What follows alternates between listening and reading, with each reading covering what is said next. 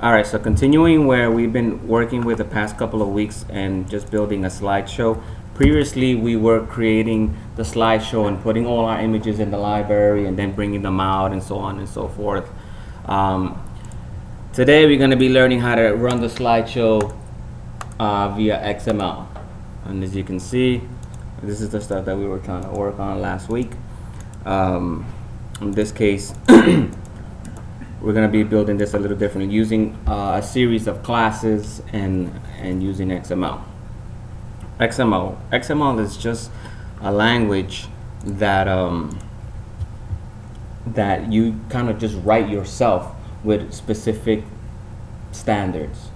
You just got to follow, the standards that were written by the ActionScript organization, and pretty much you could just write it however you want. Like the tags can be named whatever you want. Your attributes can be named whatever you want, and so on and so forth. What's the beauty of using XML? Well, for instance, when we first created our slideshow, we had everything sitting in our library. As you can see from here now, there's nothing in my library but my next button and my previous button, right, along with the PNG that I use for that button. That's it. And then the font that I'm using for that little center thing that says 1 of 5, 1 of 6, whatever. That's all there's in. There are no images in here. All my images are now located inside a folder. Well, that's awesome, because now all you have to do if you want to add another image is simply drop it in here and update your XML, and then that's it. Your Flash would work. How do you create an XML file? So it's simple. Most of you have Dreamweaver in your computers, right? And if you guys do not have Dreamweaver, it doesn't matter. You could write it on a plain text editor. So I'm going to go to Dreamweaver. I'm going to create a new XML document. Now this is pretty much the most important part of the whole document, and that is you letting the actual parser know, and the parser is the actual engine that's reading this XML and spitting out the data for you the way you've written it. You letting them know what type of what version of XML it is and what type of encoding it's using. And pretty much when you start any XML document with any program, it's going to be like this: UTF-8 and version 1. All right. The next thing we want to do is we're going to start creating those images. We want Flash to read those images from that directory. So it always should stay at 1.0 on UTF-8? Yep, you always write it that way. Wow. When you start, that's the most important thing. So the second important thing is you must have a parent node or tag. A node is a tag is a node. In this case, I'm gonna have a tag that I'm gonna call the images, right? And you can call this whatever you want. You can call the tag whatever you want. It doesn't matter, as long as it conforms to those standards. Now, those of you who are used to working with HTML are gonna see that this is familiar, right? Mm-hmm. The syntax is identical to when you're writing HTML. You have your brackets, you have when you do your attributes and all that, your quotes, your equals, all that stuff. Next thing I'm going to do is I'm going to do a child of that node, right? And I'm just going to call it image, right? And then I'm going to say the source, right? And this is, I could make this up, whatever you want. You could call it image source or whatever the hell you want. Whatever you want to write it as is it's entirely up to you. The image source part that you wrote? This I just call the image, and this I just call the source. I could have called this IMG, and I could have called this IMG source, whatever you want. Those are arbitrary. You want to make them so that, again, makes sense, just how everything else is in when we work with. But as long as they all make sense. Then I'm going to come up here. So this is called the tag or node, right? This is the parent node. This is the child node. These are called tags, and these are called attributes. Whatever lives inside those are called attributes. Now, I could have also done this with this XML document. I could have closed it this way as well. Mm-hmm. So if your image has some sort of description or something in it, then you would put it in between these guys here. That's where your image would go. That's where your description would go. Alright, so in between the tags is the actual data. you know, and then anything else, and your attributes are things that you want to have the actual you know, Flash do. All right, in this case I don't have descriptions for my images, so I'm just gonna close it. Are you guys familiar with self-closing tags like that? Same thing as HTML. You can do that if you have with certain tags. You can do that with HTML. It's the same way. That's how you close it. If you just want to have one line, if you're gonna have things in between that are gonna have data or anything like that, then you put the other one. All right. Now, from this point on, all I'm gonna do is copy and paste how many ever images I have in my folder at this time. Now I've already created this XML document, so I'm gonna show you guys. It's very simple. I call the images. All right, and here it is. And so in this case, I did it a little different. I left the parent node as data, so that I know that it's data, and then I created the parents. It doesn't matter. You could create yet another parent in here, and then another child, and then a parent. You could keep nesting them, nesting them, nesting them. All right. So I did two things here, right? I created images. I created an attribute. Those are called attributes, and then I told it where the images, the path to where it should go get the images. The reason why I did that is because I don't want to type in dot images in every single one of these. So when I go in Flash, I just grab this path and then append the actual images to it. Now, where'd you get that path from? I just created it. So before I started, I created my project, right? So here's my project. Here's my source files, and we're gonna get into properly constructing your project. So, and then I have my classes. All my sources are here. In my bin directory, I have an images folder, and all my images are in there. I have a Swift folder, and that's where my Swift file is going to export to. And then I have an XML folder, which is where my XML is. Now, can you just put dot images and it's going to read it? Yeah, because Sure. close one folder up. Yeah, so dot means that you're going to go one up. So in this case, if you look at it, right, if you look at this, the Swift is here. So it's going to go out one into images and grab them, right? That's what it's doing here, going out one into images and then whatever I tell it. All right, so again, images, image source, that's all there really is to writing an XML file. You could create them as complex as you want. There's one more thing I want to let you guys know. You can also have XML spit out HTML for you. If you were gonna have descriptions, right, as I mentioned earlier, and you're gonna have a description in your images, in your image tag, right? And you're gonna have a description here. You have to do what's called a C data, right? And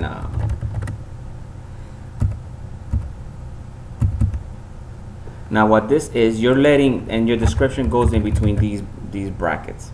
Now you're letting Flash know, or the parser, whatever parser we're using, to use those, what's in between those brackets, as a literal string. So in other words, don't format it, don't do whatever it is, just look at it as it is and just spit it out. On the other side, in Flash, what we would do is we would tell it to render that data as HTML. So then it will read all the tags in between that. If you don't use the C data and you try to write HTML in there, it's going to break your document. Question. What if you want to stylize it though? With like CSS and all that? No, not really. Just Like red font. and blue and all that. I mean, You would have to that, do right? it between the C data tags. Okay. You must use that. I always use that regardless whether I'm not, because sometimes we have like special quotes, or we have like, in our case, we have the Latin characters and all that, and I want to make sure that it renders them correctly. Mhm. So I always use C data. Okay. You know, and I'll show you as we get deeper into the But you wouldn't have to bring in the font, or would you? your font would be located in your library. All right. Any questions regarding this right here? All right, simple. These are called nodes. These are called attributes, and then anything in between is called your data. And you can either self-close them or not, or you can close them the other way. All right, cool. So that's how you write an XML file. What's the next thing? All right, so now I've decided that I'm only gonna have these 6 images, and I dumped them in my images directory. As you notice, I started with 0, 1, 2, 3, 4, 5. That doesn't matter. You can start it with whatever you want. When Flash comes and goes through this XML and parses it, it's going to read this the way we have it in that order, and it's also going to kind of create an array out of this on its own. All right, so when we're going to jump through this, we're going to jump through these images as if it was an array, because Flash is building an array in the background. And it's reading it from top to bottom, not because you named it that way, right? It's reading it from top to bottom. That's correct. All right, let's get into the document. So here it is. Once again, I created this slideshow, and it's at this moment in time, it's already loaded all the images for me. I wanted them all loaded at one time. It's telling me you have 1 of 6. As I'm going through, it's incrementing the numbers. As I get to the end, it's going to tell me, okay, you're at the end. You go back. As you can see, now this is going to fade out, but when you go back, it's going to let you know that you can go back or you can go forward. This is constructed of a couple of classes. If we go into the source directory, you have your FLA, right? Inside the FLA, you have your classes that are called your reusable classes or your packages. In my case, is Net Julio Vargas, because that's where my website is, Net Julio Vargas. And remember, everybody's going to have their own individual packages. And I have 2 packages here, one called Loading, which has 2 other classes in there, and another one called Utils, which has things that I use for the project. In the other package, I have COM, that Y&R, because this is the actual project for the actual company, and these are classes that are specific to this project. The other one are packages that you reuse over and over, classes that you've created that you just use for any project over and over. This one is classes that are specific to this project on its own. So in here I have a main, and then I've created another folder called UI, and in there I have my nav buttons. Anybody lost? We're good so far, right? All right, so it's just classes. They're all just classes. Okay, in my main, I have imported my movie clip, my sprite, my event, and my mouse event. Everybody's familiar with those. Then I've imported my green sock. Okay, a sprite is essentially a movie clip without a timeline. That's all it is. When you have a movie clip, when you do new movie clip, like when you do this here, then you have a movie clip, and it's going to be a little bit. It's going to contain a little bit more memory, and it's going to be just a little bit slower. A sprite is just like a pixel. That's all it is. It has no timeline, no nothing. You use movie clips because sometimes you'll do your rollovers, you do all kind of little special effects, or you want to contain other items in there that may have timelines. Then I imported the green stock stuff, which some of us are familiar with. We'll get into later on. And then I've imported my classes that I'm going to use out of my packages. And then I imported the custom class for this particular project. Up there by your package is that com.yr. Is that the path that you wrote just for yourself so you know, or is that nope. Is it actually reading that so you know? That's actually here. So if you look at my source directory, I have com, yr, and then main. Okay, so you have to include that then. You have to. It's not. If it's not, it's gonna find it. One more thing I want to say real quick is if you look at my document class, it also says com.yr.main, whereas we were used to just putting in main because we always put our classes in the same directory. Now we're going to properly structure our projects, and this is the way you do it. Now I have a preference of keeping all my main class outside of everything, and then have everything in its own proper package if it needs to be. Some people rather put the main where the actual main FLA is. I think it's a little bit cleaner this way, but again, it's a matter of preference. There's no right or wrong way to do that particular thing. The next thing I'm doing is extending my movie clip because this is from my document class. Then I'm creating a variable that's going to hold my XML data. That's the first thing we're going to do. Okay, so I'm going to go to that class, right? I've imported it here. I've created my variable, and we're all familiar with that. Nothing special there. And now we're going to go into here. Now, this is a class that I use. As you can see, it's very small. but it does all the lifting for me. I don't have to write this over and over and over and over every single time that I want to load an XML file. I just pass it a file. It's gonna load it for me. It's gonna tell me that it's loaded, and then I go ahead and start using it. Now we're gonna have to let's walk through this. In this case, these are packages that we haven't used yet. We're importing from the net package the URL loader, right? And that's simply, everybody knows what a URL is, right? So all it is going to load a URL, and then it's going to expect some sort of a URL. Then you're requesting some sort of a URL. Events, we've all worked with events. We know what those are from the event package. IO error is an input-output error. What that's going to give you is if whether it loaded properly or not. If it didn't load it properly, you're going to get that IO error. I can't find the path, or couldn't load it, whatever, blah, blah. And then an event dispatcher. An event dispatcher is because I'm going to dispatch my own custom event. All right. And as you can see, I group them together, the net package together, the events package together. If I were using display, then I would have the display. And it's just a matter of formatting and keeping everything. Now, I'm extending the event dispatcher class in this case because I am not using anything for the movie clip class, right? So I don't need to use it. I just want to extend the event dispatcher class because that's what I'm gonna use. Remember that when we extend a class, we are gonna use its methods and properties. In this case, I'm using the event dispatcher class because I want to be able to create a new event. And I don't need the movie clip class anyway. The next thing I did, I created one public variable called data, and it's expecting type XML, right? Then I created two constants. We haven't worked with this, but you are familiar with this. When you guys say mouse event dot click, the click is a constant, which means it's something that never changes in your program. It's always the same. Whereas a variable, you can change it and you can update it and you can do different things with it. A constant is always the same. It's an object-oriented principle that you use. If you were to trace, you know, when someone says mouse event dot click, and then you have your function, and then in your function you were to trace, in this case e dot type, then it will tell you click in lowercase letters. If you use mouse up, then it will tell you mouse up in camel case. So this is the way you write a constant. This is gonna say public static constant data loaded, and then you write it like this. So whatever this is, you write it in camel case here. Whatever this is, you write it in camel case here. And all you have to remember is essentially this is a variable, but it's just a variable that doesn't ever change.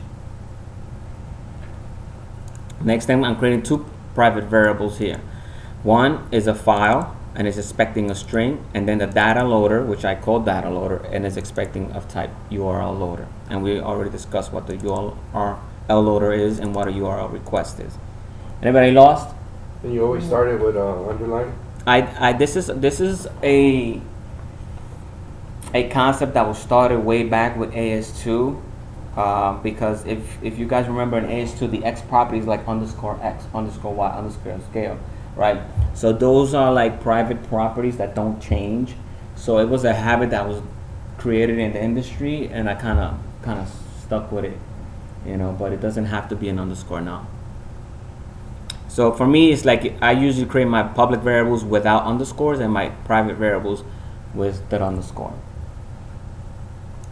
All right, then here's where we're gonna start understanding. So this is my constructor, right? Here's my package, my class definition, and my constructor.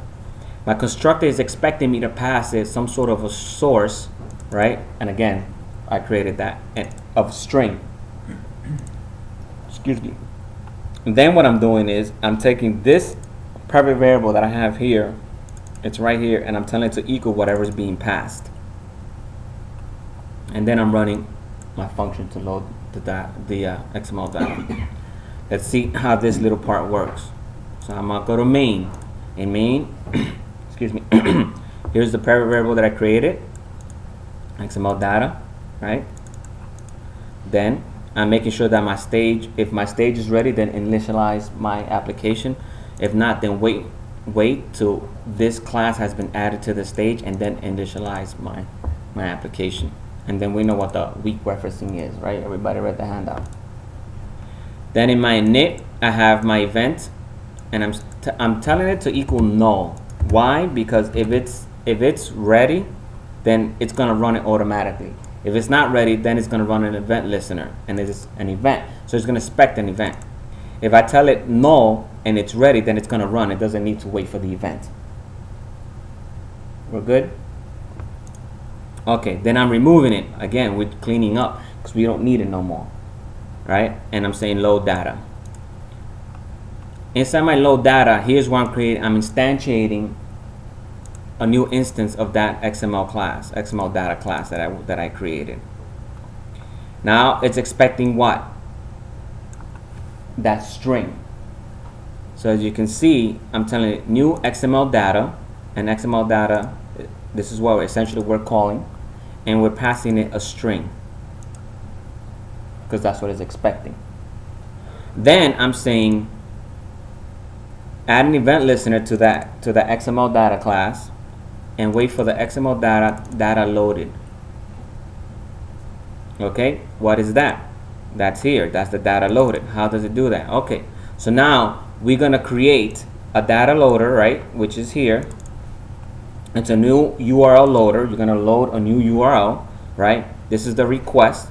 This is a property of the URL loader class. You say give me a new URL request and then the file. Where is it getting the file from? Right here, right? Because we passed it to it, it stored it, and now I'm using it. We're good? Am I going too fast? I know it's a lot, but this is why. This is why. It's a lot. This is why I need to. Well, we're gonna be in this little realm for a little while. I mean, and I'm not talking about today. I'm just talking about in the next couple of times because it's gonna be a lot. We're not doing anything different we haven't done. We're just now connecting everything and doing everything in object-oriented principles. I mean, as long as, when you're saying it and explaining it, yeah, I follow. But if you just give me that, I'll look at it and be like, okay. I don't expect you to. That's great. All right.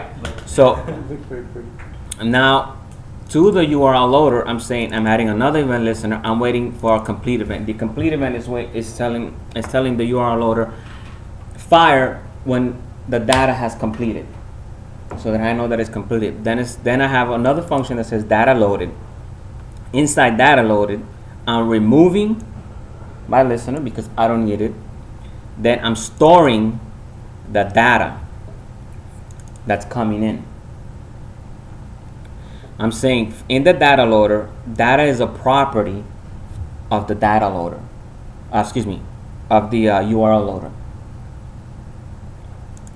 Right? I'm storing it inside a variable called data, the public one that I created, and it's expecting an XML. At that point, I'm just storing it there, but you see I've made it public. Once this has completed, it's going to call this function. It's going to come in here. It's going to remove the listener. It's going to store the data. And then it's going to dispatch an event called data loaded. All right? In main, I am listening from the XML data for that data loaded event. Then it's going to say, okay, the XML has loaded. Once the XML has loaded, I have a variable up here that I've created that's called image path, right? It's expecting a string. So here it is. I'm telling it that's going to equal to the XML, right? And what is XML? This that I put up here. That's from the XML data class, right? It's the same thing as when we did Franco's, that we had his images class, then we said image array. So I'm going into that class. I'm telling it from the data variable, because I've stored my data into that variable, into the images inside my XML, right? This is how you get an attribute. You put the @ for attribute, and then give me the image path. So for the images node, give me its attribute image path. So it's gonna come here, images, here's the attribute image path, and I'm storing it right here. That's what we're doing. This is how you navigate through XML in Flash. This is a billion times easier than it was in AS2. In AS2, it was a royal pain. You had to do like first child, that next child, that child nodes, that so on and so forth. It was crazy, and you couldn't. You would get lost. And if you had really complicated XMLs, like the Hershey stuff that we did, I mean, it would take us forever. So this is a much nicer way, because you're telling it whatever it is. You're writing whatever you want here, and then inside Flash, you're saying, all right, here's my class. I've already stored data. Now go get me from the images node. Give me the attribute image path. That's all we're doing. Then I'll have another variable up here that I call total images, and I have of type integer. And inside here, there's two ways to get the length of the child of a parent node. I'm gonna show you the first way that I use. I'm going into that class, I'm getting the data, again I'm going into images, and I say from its children give me its length. Right, pretty simple. So I'm saying here's my images, give me its children's length. That's it. The other way, you can use what's called the wildcard, which we've looked at before, which to me I don't like because it really doesn't make too much sense to me when I'm writing it or explaining it. You just use an asterisk. So give me everything in there from the images, its length. Your choice. The only reason why I would try to not use this as often is because sometimes you're gonna have multiples.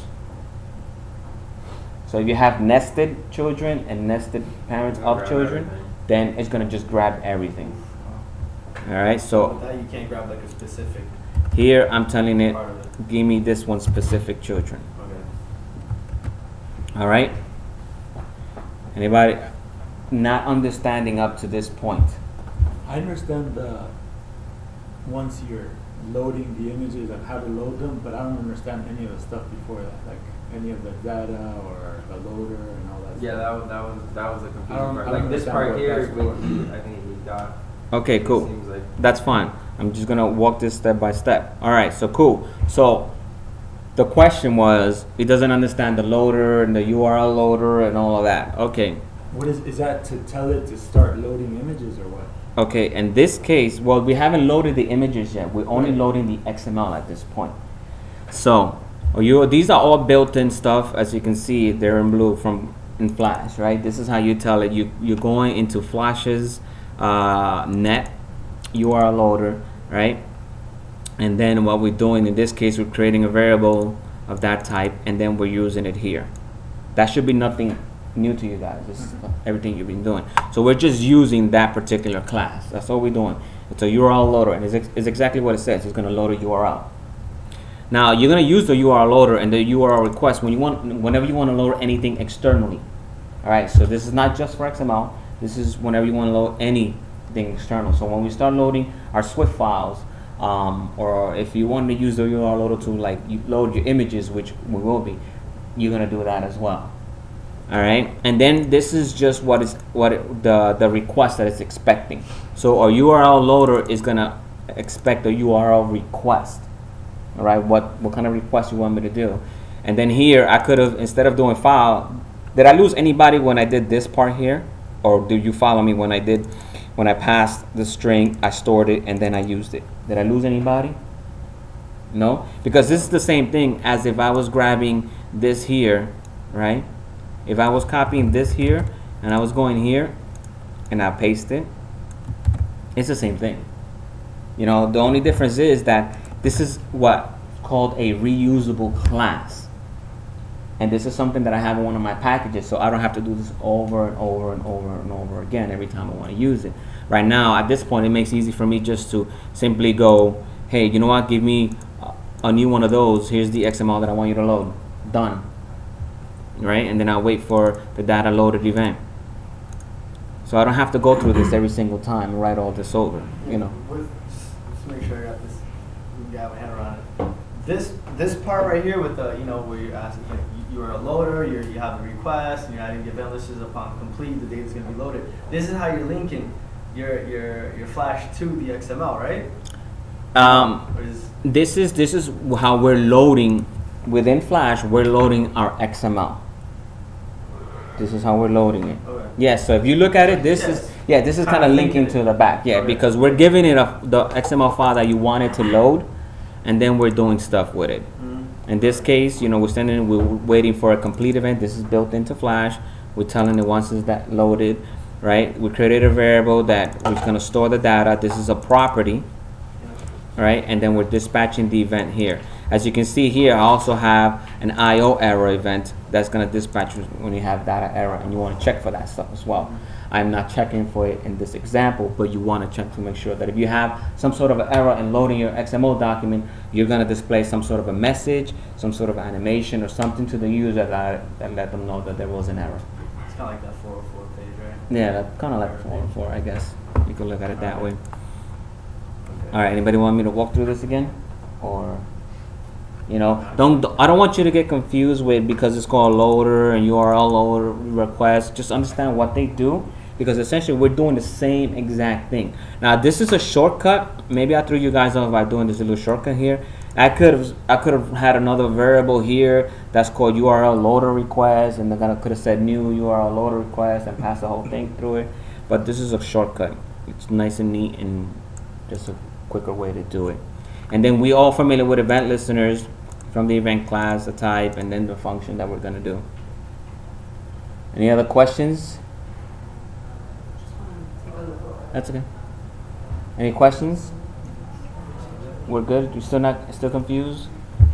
Well, it's not very clear, but I understand that what it does, and I'm not gonna type it myself. Yeah, well, I know. Like I said, we gotta spend some time with this a little while. But it's actually very, very simple once you get your head around it. The syntax is gonna take some time, but it's nothing different than we've been doing. It's just putting it together that's gonna take some time. But it's the same thing we've been doing over and over and over again. So in this case, as I said, I was listening from that particular class for that data loaded dispatch event, XML loaded variable. I didn't lose anybody with this part here, right? All right, cool. Now I have what I need here, right? And the next thing I'm going to do is I have what's called the basic image loader class that I've created. Again, so you can see the way we've always been instantiating our classes from our libraries, from what we're using them, nothing has changed. And in here, I'm doing the same thing, waiting for a listener. From that class, I have another constant load image. Let's go into that class. You're going to see the similarities. Okay, this case, movie clip. Because I'm going to use properties from the movie clip class, right? Loader. This is a loader because I'm using an actual. It's not a URL, but you could use a URL. But in this case, we're going to load like SWIFTs, or we're going to load like images, or we're going to load like, I don't know, something else, another class, whatever. All right, my sprite bitmap, because I'm going to take them once they go in, and I want Flash to treat them as bitmaps and not movie clips. The events, a progress event, which we're not going to use right now. URL request, as you can see, and then the event dispatcher. These are the classes that we're using. Same thing, public class, we're extending it. Here's my private variable that I'm data typing to a, I don't know why I don't have my underscores there, but loader. I'm creating a new array, and in this case, you see how I created versus how we've been creating it in the past. You already accentuated it. I already right after. told it right there. I want it to be readily, completely available at this point. Here's my constant, right? So by doing that, you never have to accentuate again. By doing it there first in the public class when you. No, if you create your array here, then you've already got to create it. There's nothing in there, right? But it's created. It's ready to roll. I could have done my square brackets. Same thing. But I just want you guys to see. Because the thing is, when you guys start using other packages, other classes from, that's out there in the internet, even when we start using our own in here, you're going to see them being used differently depending on who wrote it and what it is. So I want you to understand it. And here's a temp holder, which is a sprite. Here's my constructor. It looks different, right? It's not really different. I just have the curly braces up here. I could have just done this, you know, and there's my constructor, but it doesn't have anything, so it's really not necessary. I'm not passing anything like I did to the XML class, to my constructor, right? But I do have public functions, as you can see. Now, if you look at the load image, again, is expecting a URL. It should have been string here. Then, again, new URL loader. This could have been new URL loader.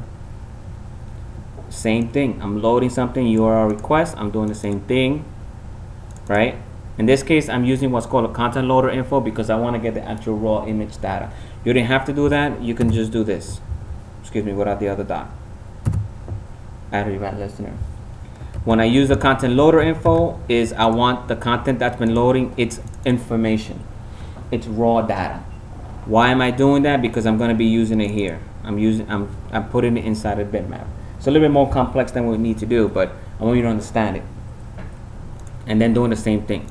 Progress, the event complete. The progress event is if you want to display a preloader of progress, and then here you would do your image loading. Use it to get download progress. We'll get into that a little bit later on. But again, the same thing. Loader, a request, wait for the complete event, do something with it. I created a local variable here that's called image. I want it to be a bitmap data rather than a movie clip. And then I'm saying the event targets content, right? EVT is just this, right? That could be anything, right? The target that's sending it, right? Which is the content loader info. It's content. Here's something you haven't seen also. Here's my array, right? We created our array up here. We're pushing this image into the array. This is what I was telling you guys back a little while back when you create arrays on the fly, and you're going to be doing that. So now I'm taking this array, and as it's loading the image, it's dumping it into the array. It's pushing it into the array. It's pushing it into the array. That's what it's doing. It's creating the array on the fly. So you don't have to no longer go like image 0 or image 1. All right? And then I'm going to dispatch an event when the image has been loaded. I'm going to stop here and I'm going to review for a little bit. That's what I'm doing. So the XML data and the basic image loader class are doing the same identical thing with the exception of what we're doing here. We're taking the bitmap's raw data, and we push it into the array, and then we're dispatching the event. That image has been loaded. So every time you pass something to here, it's going to run it and do this. Same thing with here. See, it's done exactly the same way. And then it's going to do something and dispatch an event. Now, as you can see here, here's my basic image loader class that I've instantiated. I'm waiting for the listener for the image loaded. I'm saying image loader, load image, my image path that I already got and stored, plus you're going to append from the XML data images, the first one, the source. Got it? So it's going to come here, images, grab the path. Excuse me, we already stored the path. Skip that. It's going to go here, and then it's going to give me the first one. Let's grab the source. What that does is display the first one.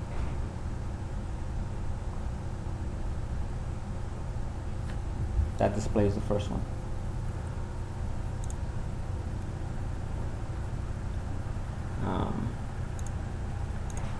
All right, we understand this part. All right, cool. So that's all it is doing here. So since we're calling the load image from the basic image, we're calling this is expecting the URL, is doing everything. It's going to dispatch an event when the image has been loaded. This is already listening for it. Excuse me.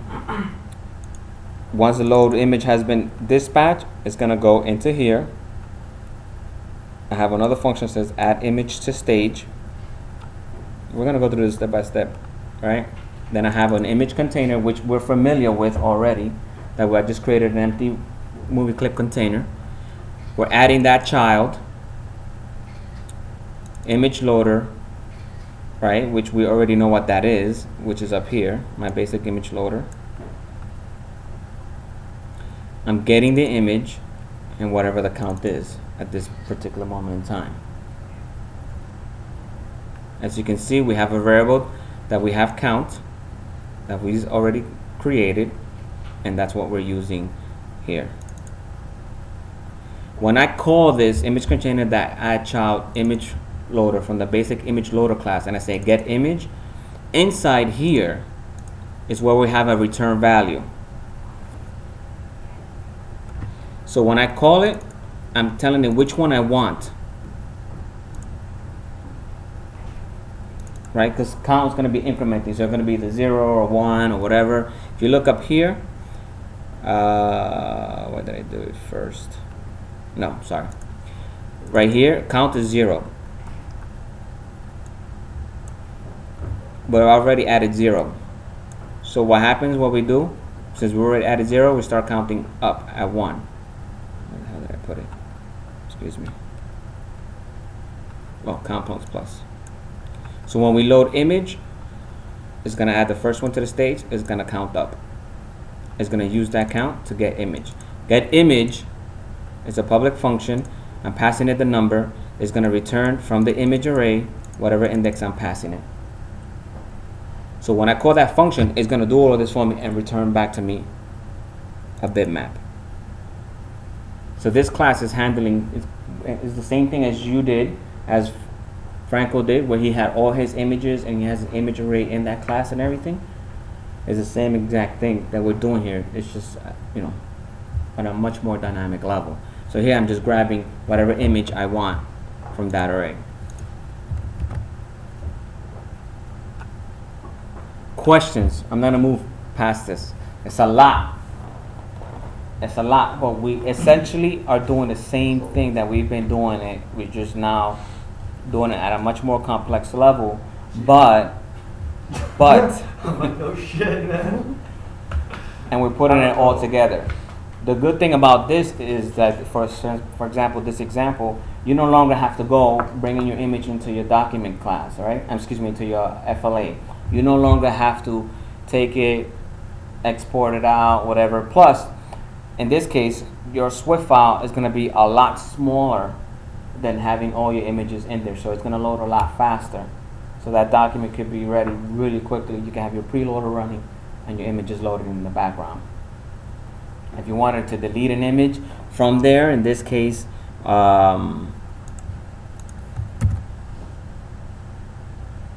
have 6, right? In this case, we have 6 images. All you have to do is one or two things. Well, actually, all you have to do is one thing. Go here and say, okay, I don't want that one no more. Delete it, save your file, and that's it. Done. No more dealing with anything else. So 1 of 5, and that's it. That's all it's gonna do. Right? If you wanted to add it, you just drop it in the source folder, and that's it. That's it. If you wanted to add another one, you drop it in the source folder, add it to there, and that's it. It's run. This is really good for when you guys are building your portfolio, to update your portfolio. Because you can have whatever, you have images, or you have grid, or you have whatever the hell it is that you have running in your portfolio. Doesn't matter, right? Because even if you want to continue to add to it, you just go into the XML, add it to your. In this case, for images, if you have a Swift file, then it doesn't matter because you could load Swift files from using your XML. Now you could use the XML to do a ton of things. You could actually have the X and Y properties of my next and Y button, my next and previous button, in here, and have Flash use those properties, right? If you look at the way that I put this together really quickly, one of the first things I did was load my data. So you want to make sure that you have all your data available, obviously, before you start using it. If you try to load other things or any special thing before your data, you're going to run tons of problem. So you make sure all your data is loaded, and then you start running your actual application. You guys want me to go through anything else at this point? So what we're gonna do, since we're off on Friday, we're gonna do it on Thursday. And on Thursday, we're gonna write this, right? Piece by piece. Not this whole thing, one section at a time, because we're not gonna build this whole project, obviously we won't have the time to do it, but we're gonna have you understand what it does. All I want you to get from here is that this is how you create your XML files. This is how you load them. Literally just like this. Basic image loader. This is how you load an image. Now here, where I have this bitmap, I didn't have to do bitmap. That could have been a movie clip. I could have eliminated this here. The reason why I did it as a bitmap, because it runs faster. It's going to run faster in Flash, and when you do your transitions or you try to move them, it's going to be much quicker. And, But you could have been movie clip, and you could have said evt.target.content and be done with it. the images that you're using, you're optimizing them for web already and everything. I did. I have those images. I've already brought them into Photoshop. I've already fixed them up. I made them specific case size that I want them to more or less be around. At 70% or whatever. They're all ready to go. Okay. All ready to I go. didn't know if they were being downsampled or whatever. No, we don't want to get into that. Okay. All right, so just read your handouts. They're gonna have more examples, and I will explain to it in more detail. But as you can see, where you start getting the power of doing stuff externally and all that kind of stuff. Any questions? Just need to digest. My brain is frying. All right, guys. Thanks.